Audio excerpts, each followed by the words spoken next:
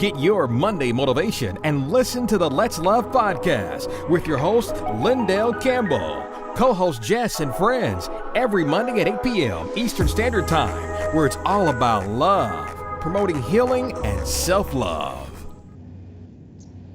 Welcome. Good evening. Welcome to another episode of Let's Love podcast. I'm your host, Lyndell, with my host, Jess. Hello. Yes, brother. I always laugh. Always. No idea. Always. I have no idea why. No idea why, but I want to thank you guys for tuning in again to another episode of Let's Love podcast. If you missed any of our previous episodes, make sure you subscribe to our YouTube channel, as well as hop on our Facebook and our Instagram page at Let's Love podcast. Today is Mental Health Monday, so Yes. yeah. Yes, Mental Health Mondays. But you know what? I think I have a theory as to why you're always laughing, Lyndell. That's just black boy joy. That's all that is. So listen. I like that. Listen. Slap Yes. a banner up there like black Bam. boy. Bam. Black boy joy. Listen. So that's all it is. But yes, I'm super excited. It is Mental Health Mondays today. We are able to have some awesome group therapy with our resident mental health expert, Camishe Nunley. So I'm super excited. Like, For sure. we about to get some wholeness today. So some therapy, that's not an easy thing for a lot of people to maybe talk about. That is something that I think I signed up for it without signing up for it this year.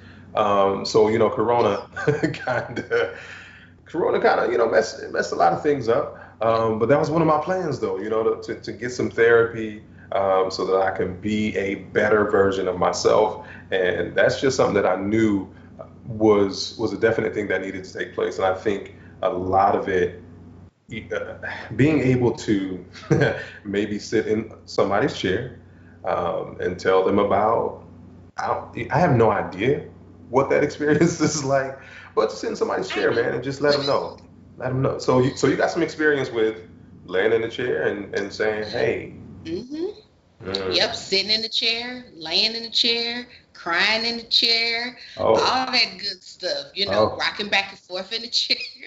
Oh, like one of those, Yeah, one of those, oh, I didn't even realize that was the problem. But the thing about it is, it completely unlocked so many things. Mm-hmm. So that was super important for me to go through that experience. It was a wonderful experience, and I recommend anybody do it. And I even, want to continue it. I think a lot of times, it gets stigmatized as, something's wrong with you if you do therapy or, seek counseling, things like that. But it's nothing. If anything, that means that something's right with you, because you're acknowledging your issues and you're saying, hey, this is what I need to do in order to make myself better. So that's man, I'll be honest, I think we go to church, we try to get our version of healing growing up, or even now, or we go through, certain relationships, or we have relationships with people that we talk to, and we try to get, some therapy from that. But I think you're right, though. I think we do have to, we have to sit in somebody's chair crying rocks and snot and spit all over the place, so that we can really get these things out, that have been trapped in. So if you're just tuning in, again, we're talking about Mental Health Mondays. We're talking about therapy. We're talking about how important it is, as Jess mentioned, the stigma behind going to get therapy. And I think if a lot of men got some therapy, I think we would probably change a lot of things. We would, especially our relationships with women, especially black men. I was talking to somebody recently, and I was just like, yo, they were like, a lot of black men don't do a lot of protecting us when it comes to just all the stuff that's going on right now. And I was just like, yo, and they're just like, I think they said, you know, we need therapy. And I was like, you might be right. You might be right. Very Like much so. legit. Like, Yes, very much so. Are definitely right. Yeah, I definitely need some serious couch time. Um, but but that's neither here nor there. Well, yeah. that's another topic for another day. Mm-hmm. but we are just super excited for you lovers, to join us today and to really get into this group therapy session that we have done today. It is going to be like super awesome. Camishe Nunley, she is our resident therapist. She is just awesome amazingness. Super But sweet, super nice. yes, Yeah. yes.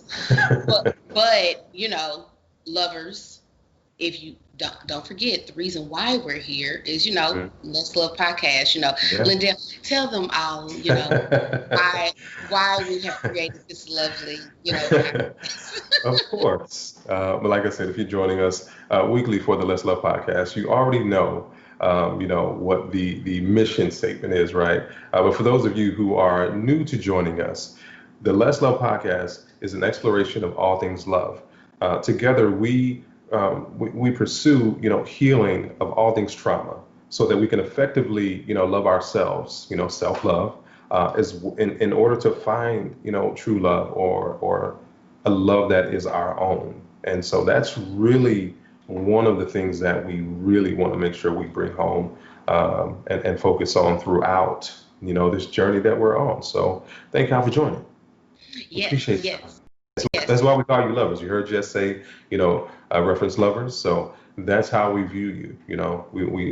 We feel like everybody has that in them. So we're gonna call you lovers, and that's just what it is. You can't really shake it. That's just what it is. Same. Yes. And so, now we're going to, check out, my therapy session earlier Yeah. today with Kamish. As she just helped us to dissect some of the things going on. Because as you know, right now, we're not only dealing with the global pandemic, we are also dealing, with racial injustice. I mean, just a varied of things that are now causing that mental, anxiety to go a little bit haywire right Yeah. now. And Yeah. so we are just so thankful for her taking the time, what I'm saying, to really help us, relax, relate, release on today. So Yeah. Yeah. so let's check it out. Yeah. Hello, lovers. Welcome to the Let's Love podcast. Mental Health Mondays therapy session. Yes, so we have called on our wonderful friend and resident mental health advisor, and specialist and all things wonderful. She is also the owner of Healing Your Hidden Hurts. So please welcome our good friend, Camishe Nunley. So happy to have you back, Miss Camish. Absolutely. Thank you for being here. And thank you for hosting such an important day. Mental Health Mondays are amazing. Yes, because whew, it has been. Last week was just a bit of a doozy, for me personally. And, I was like, you know what? I need some good mental health nuggets. Who can I call? That would be Kamish. Yes. Thanks. And, because as we talk about, Less Love is about healing, all things healing, so we can ultimately heal our personal selves, so then we can find the intimate love that we desire. So one of the things, that, dealt with last week, was just, feeling the need to detox, So today we want to do a mental health detox and figure out, the best ways to go about that. So Kamish, the first thing that I would like to ask you is, how do you quiet your mind in today's, chaotic and just hectic times? Absolutely. Very important question. And thank you again, Jessica, for having me on. Honestly, the first thing that we have to consider is making room and time in our lives so that we can prioritize and quiet the mind. I think sometimes we get so busy doing things in our lives that we rarely ever spend time just being. And when I say being, I mean just being with ourselves. And so that's the first area where we have to, consider. The second thing is, if we look at the life of even monks, they have got this thing down to an art on how they quiet their minds, because there's a lot of chaos ensuing around them, a lot of issues ensuing around them. However, they're still able to prioritize time to garner that sense of calm and quiet. And they do this through meditative practices. And a lot of times people are like, well, I don't have time to sit down and meditate. Well, we have 1,440 minutes a day. At least 20 minutes of that can be spent to sit down with yourself and prioritize what is actually going to sustain you, which is meditation. Meditation can come in the form of prayer. It can come in the form of self-care activities. As I mentioned the last time I was here, self-care can be anything from journaling, exercising, eating properly, all those things, making sure that we prioritize our health, and then as well as some therapeutic journaling experiences. Self-care experiences. You could do things like journaling, which journaling, people don't recognize that it takes you through a process of what's called externalizing the problem, so that you don't see yourself as the issue. So say you're taking in all of the racial injustices, you're taking in all of the pandemic mishaps, you're taking in all the misjudgments or miscalculations of our government. Well, so that you don't become immersed, your sense of self doesn't become immersed in those things, it's important to see the problem as the problem and not yourself as the problem, or even the perception of the problem being the problem instead of self being the problem. So journaling takes you through a process we like to call externalization, where we can detach ourselves from the actual problem and give language to what we're experiencing. So we kind of document our experiences. It's far more in depth than that of a diary, because I think a lot of times people confuse that journaling process with doing a diary. It's much more structured, and it has an end goal in place. So those are some things that you can do. Right. And I've heard of a different type of journaling where you actually, especially for, affirmations and things of that nature, where you are journaling and you are putting yourself in those situations, but you're saying to not do that, to externalize it and just talk about the issue versus necessarily putting yourself as part of the issue. So that's awesome, because like I said, I've heard it two different ways. So I'm so glad to know that. So I know what's best to do for my mental health when I'm trying to purge versus when I'm trying to manifest. So thank you. Right. And honestly, it's a combination of both. You can do both and still get the same result. You don't have to do one or the other. It can be part of one journaling experience where you include the affirmation. However, our lives are much more deeper than affirmation. So we want to name what we're experiencing in our journaling. We want to see what it's connected to. Is it connected to any family of origin issues, like family life problems that it's triggering in you? And then we want to uproot to upright. And that's where what you were talking about comes into play, where now that we understand the foundation of it, we can correct it. We can give it a correct word, and we can give it the posture it is. Does that make sense? Given an accurate definition. And so the affirmation speaks a level of positivity over it, but we can't have positivity until we get to the root of what's allowing it to be. Unless it becomes an endless cycle of guilt and shame, because we can't fully be positive. But sorry. That is so dope. I love that. That is so dope. So another thing I want to ask you, because we showed earlier, that, a lot of times you see commercials that are telling you that it is okay to not be okay, and what are your thoughts about that?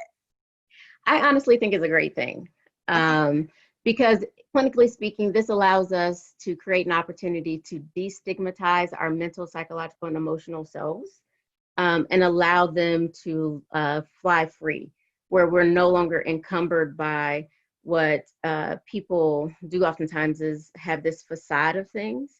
It allows you to be able to emote and to understand that a part of the human experience encompasses a level of pain and suffering. And what comes with pain and suffering is emotion.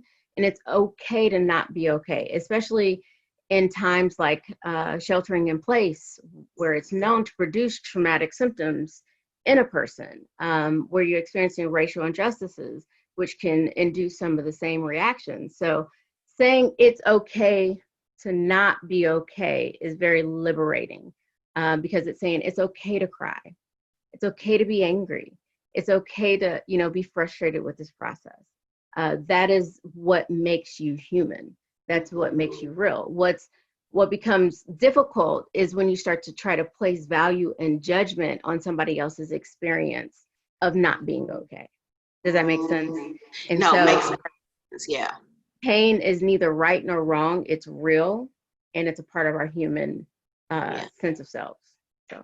Oh no, I absolutely love that, because I tend to want to be like Superwoman and be able to do all things, be all things at all times. Mm-hmm. So, but some days, like this weekend, I was like, no, I don't. Mental health moment. I don't want to. I want to just take a nap, and this nap makes me feel better, and I'm okay with that. So, but it is hard sometimes when you're dealing with that guilt of, should I still be Superwoman? Do I need to be on at all times? Mm. So thank you for that confirmation of, of that. And also, I know one thing that has also been hard for me is, sharing with my friends and family, why I'm not okay, and, and what's going on with me, so how, what are the best ways to share with them, mm-hmm. so you don't have someone making you feel like handling you with kid gloves, and almost like, are you okay? Like, is it okay to say this? Or do you need a minute, versus saying, I see you, I recognize that you're having a tough time, but I'm also supportive. So what's the best way to convey that to someone without them treating you like you need to be institutionalized? Yeah. Yeah, that's an important question. I think a lot of times, people, if everything is okay, and the first thing to note is that you don't have to wait. What you do have to look out for is making sure it's someone that you can entrust with vulnerabilities and securities and all those dark areas where you just don't reveal on a regular basis or even acknowledge. And then what I've found is the best way to communicate this is sitting down and having a hard, honest conversation where you're willing to preface the conversation prior to, which then gives way to boundary setting around the conversation. So you can preface it with something like, hey, I just need an ear, a non-judgmental ear to hear what I'm saying, to listen, to reflect back to me what I'm saying, and that I can trust with my confidence. Exactly. Because it takes a great degree of energy for me to sit down, as well as willingness to take a look at myself, to sit down with you and have this conversation. So if you're willing, I would like to talk to you about this if you think that you can hold those things that I just prefaced. So doing that, and then also letting them know that everything will not be that. So everything will not be the situation that I'm putting before you. And I know sometimes as my friend, as my family, as my worker, you want to help keep me accountable to the things that I'm kind of putting out there. However, it's important for you to know and be able to distinguish everything is not part of the problem. Some things I'm actually working through, some things I'm actually putting in place. So try not to reflect my vulnerabilities back to me. Allow me to bring it up to you before you, recreate this conversation. So does that make sense? Right. No, that oh, thank you for that, because, it's always so hard because, people want to turn around and think that you're having this moment all the time. And sometimes it's very isolated incident, something may trigger something, and you may have to just detach, remove. You need a venting space. You need a safe space to let those things out, but without judgment. You don't need to be reminded of it every time you turn around, because then people don't even realize that sometimes that reminder can be a trigger. Yeah. You know, of this is where I was at last week and I don't want to be there anymore. And I dug myself out of this place. And now you saying, well, are you okay? Has now thrown me back into this place that I worked so hard, you know what I'm saying, to get out of. So thank you for that, because I know for me, like that's truly important. A lot of times, you know, I deal with, you know, that tape in the mind that plays and says, oh, well, you didn't do this right. Oh, well, you could have done that better. Oh, your hair doesn't look good today. Oh, this person, you know, didn't respond to you the way that you would like, you know, all these different things. And it's just like a constant, you know, constant tape that plays in my head on occasion. So I know for me, like, so I have my P shirt on today because of our call. You know, it was very important to me to have this. It's one of my favorite scriptures, Philippians 4:6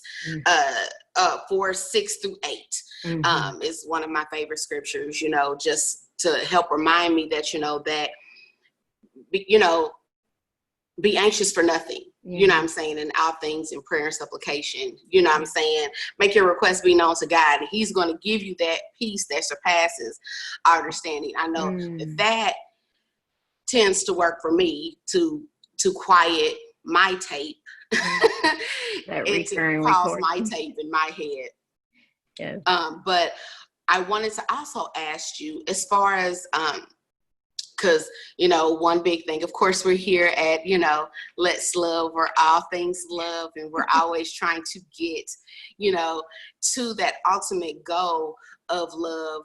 But when dealing with new love and noticing that, you know, new love is a little bit, you know, tricky, especially in times like these, because you're dealing with, you know, all of these unknown variables, you know. So how best are you to be able to talk to someone in this time of, you know, shelter in place, quarantining, because since we're now about to be shut back down, you know, so how best do you explore, you know, someone's, I guess, mental state in this time, without coming across as though you are trying to be a counselor, be a, you know, a therapist or whatever. You know, what are some good ways to kind of give you an insight into what a person's thinking without being so upfront and, you know, aggressive with it? Right. I honestly think that it's all in how you approach it.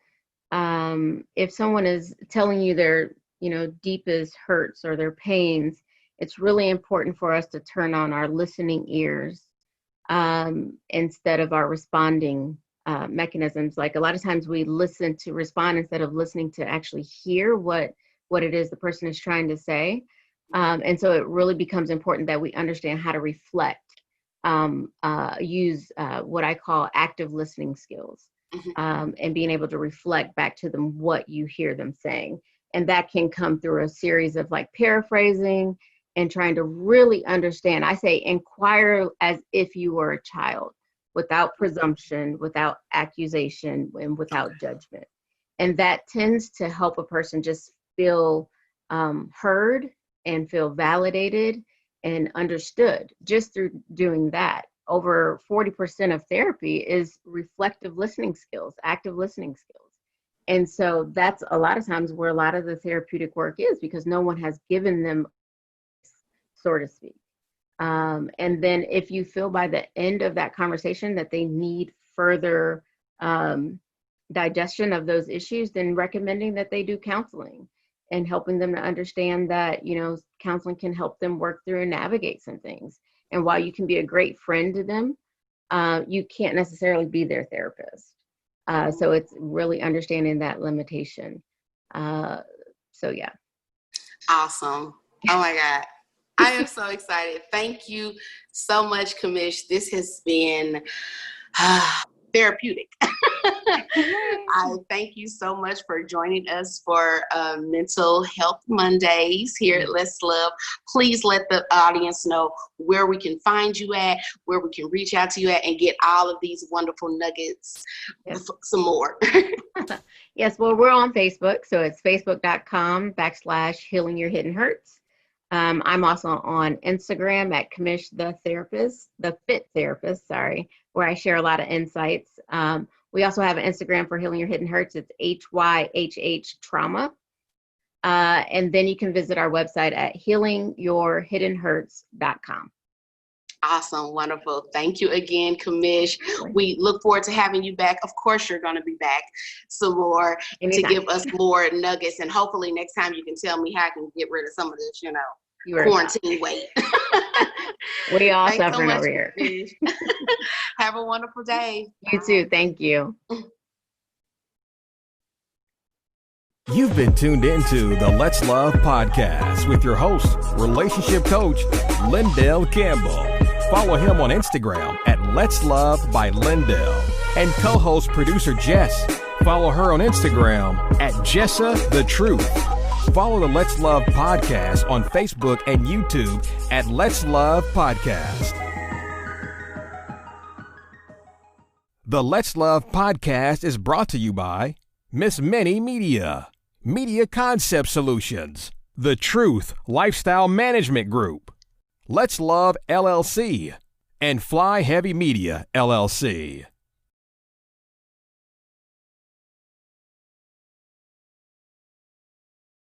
Wow. Yeah. So that was a lot. And thank you again to Camish for going through this wonderful therapy session with me today. I feel so light now. I mean, you look relieved. I do. You look relieved. Mm-hmm. Like you got some information. Exactly. Wow. Yes, no, most definitely feel relaxed. I feel like I have some answers to, some questions that I've had, and speaking of questions, please make sure that you log on, to our social media pages, follow us on Facebook, Instagram, YouTube at Let's Love Podcast. Once again, that is Let's Love Podcast, and submit your questions, like the question that we have now for you, Mr. Lyndell. Yes, they asked for you to ask this question. Yes, so this comes from Tasha, and Tasha wants to know, what feelings have you had that surprised you the most during this time of quarantine? What's her name, Tasha? Yeah. Gosh, you gonna do me like that, girl? Wow. That's a really good question. So, a lot of emotions I've had, a lot of feelings I've had. Really, they've come out of nowhere. But I think, if I'm being honest, when you are in, I guess, a situation where you have to quarantine, you have to ultimately face yourself. As a man, I haven't done that fully in this way, probably ever. So. I didn't realize how much of myself I didn't love the way that I assumed. It's easy to say, of course I love myself. Of course you love yourself. But I didn't realize that I didn't love myself enough, and I didn't love myself in the ways that I should have probably a long time ago. And, to deal with that and to face that has been, it's been a challenge because, I'm in my late 30s. So I've spent a lot of time trying to love women and trying to, give women what I thought they needed. But a lot of it ended up being, still toxic. So, and really what I gave was an extension of my trauma to them, because ultimately I didn't give them anything that was, healthy because I wasn't my healthy self. So the healthier version of myself until really kind of this year. Although 2020 has been crazy as hell, it's still been eye-opening, and it's still been a time of transparency. So being able to face those feelings of emotions that I basically ignored, for however long. This has been this has been that time. This has been Yeah. that time, and it's one of those things where once you see it, or once the veil is lifted, you Yeah. can't really go back. You can go back, but you're not the same once you see what it is that's been missing for so long. And for me, I buried the issues and the past hurt, and the pain. I buried it and I masked it, and still try to provide something, in relationships that were all the same. They were Yeah. all from the physical aspect. They were all from the let me let me sex you up and down, because there's nothing Right. else that I see within myself as a man that I can give you that is Mm. of value. Wow. So being in the quarantine phase of life at this point, staring at the walls, the same walls, like everybody else, it let me know that I was really, I've been in prison for a long time. And Mm. this is the first time that I've been able to see myself as free and then walk in that freedom. Mm. Awesome. Now, did some anxiety come along with these realizations? I'm not really an anxious person. I'm really a chill, relaxed type person. But I will say, not necessarily anxieties. I would say the mental, um, the mental things that I had to face, that I had to deal with, was not comparing myself, to my father. Mm. That's something I think will probably be another episode, be another show. Yeah. But if you don't have the examples, of what a man can be, should be, could be, there's a lot of things that you're gonna break even more along the way. So I had to dissect myself, and look at the fact that while I'm crazy, funny, I love a lot of things, music and food and all of that. All of those things are fine. All of those things are good. But if I continue in the same pattern, if I continue in the same cycle, I'm going to drive myself into a place where no one can reach me. Mm. Wow. And if you believe in love the way that I do, that's that's a very that's a very vital thing, Yeah. to believe in such a great love, to believe in a love that it sustains and can conquer all. But if you don't know who you're looking at on a daily basis, and I touched on this before, you ultimately become a corpse. Mm. Yeah. You become a corpse to yourself. So every day is like a funeral. Mm. But Wow. nobody will know it, because you'll keep smiling, you keep laughing, you keep joking, you keep dancing, you'll keep up with whatever it takes to ignore, confronting what needs to be confronted. And that's just a simple fact that it's time to start loving yourself.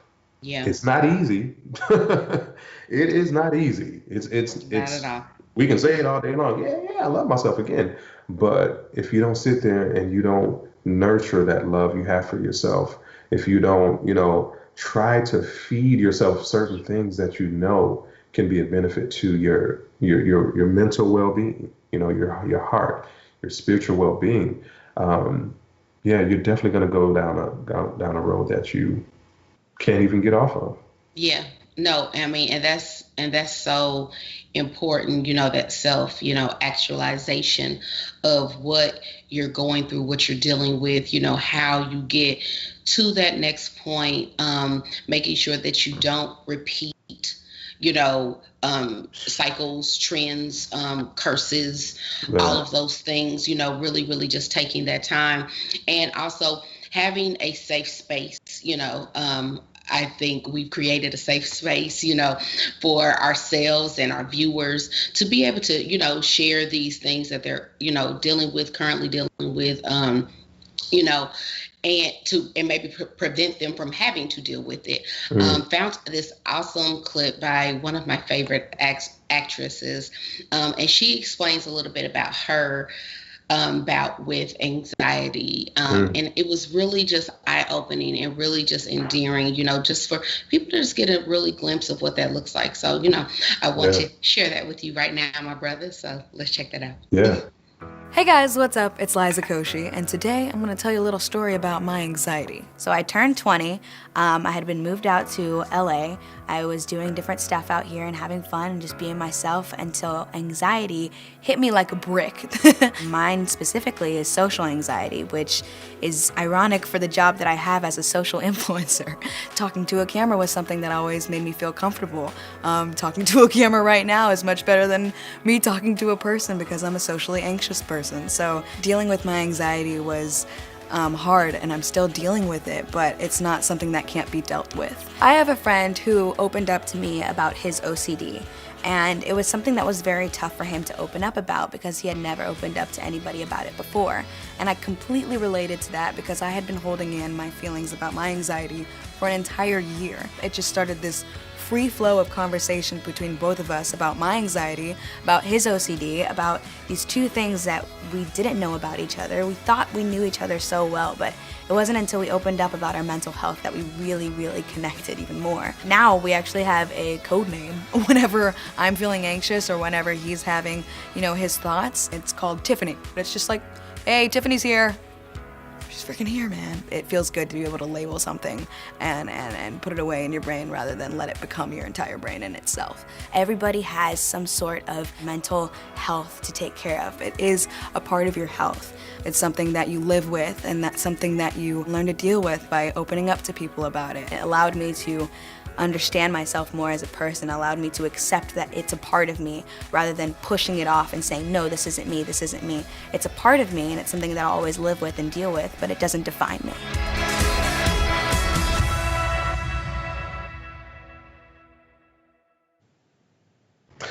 Well. Yeah. It is hard to believe it or not. We definitely have reached the close of the show. But we want to thank you all for tuning in, to Mental Health Monday. Continue to leave your comments on our IG page, as well as our YouTube channel that you can subscribe to. Feel free to email us as well at letslovepodcast@gmail.com. Make sure you like and share our Facebook page as well. Jess, let's get some final thoughts. What's up? Like I said earlier, I just feel lighter. I feel at ease knowing that, we're not in this alone. Everybody is dealing with their own things in their own ways, but that is okay. It is okay to not be okay. It is okay to sit in your feelings, deal with your feelings, express your feelings. And I am thankful to have you, my brother, as a safe space to be able to share these feelings and issues and anxieties, whatever. Absolutely.